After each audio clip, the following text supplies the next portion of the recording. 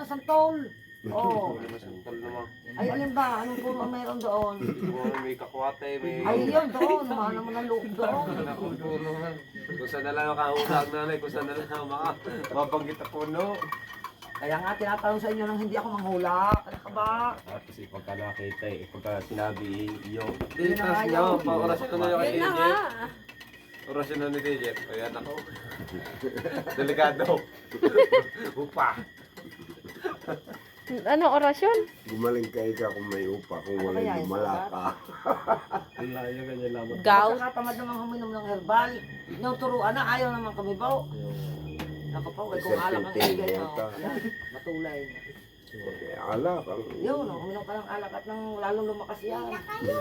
Tuloy niya maglakad. Kagabi, hindi pa yung gayan eh. Barik ng barik eh. Oo. Bukas, sabay na kayo kay Tia. At hapon niya Pati ako'y pagod na pagod na ikot di... Pwede ba tatlohan? Hindi ko harapin ang pag-inom. Ano yung biyahe kayo? Yun eh, kahit di ka uminom, yun ay direct na. Ay, hindi ka naman kanagat ng lamok ko gabay. Doon tayo tinulugan. Electric pa. Kanina yan?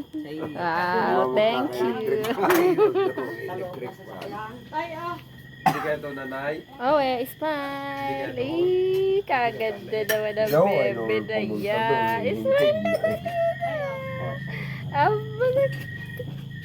Pagkaan ko sa Diyos. Wa. Ayaw kumain ng Hello. kanin eh. Maraming galing. May ulam. Ganun yung pakse. May paksel. May makulong. Ay, bakit kumain ka doon?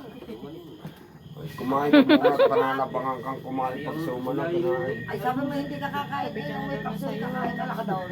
Bitbitin mo daw ata yan. Okay. Saan magagawa na lang ng bago kasi baka masira yung bago ng biyernes. Biyernes ka pa ba? Biyernes pa ako. Maglalaba ako bukas. Yung sa amin, hindi kaya masira yun. Masisipid ba? Hindi naman. Hindi masisira yun na. Binigay mo sa amin ni nanay. Hindi mahirap pa sa bukid. Pag nagugutom, may hanap kong bukid na si Gabe.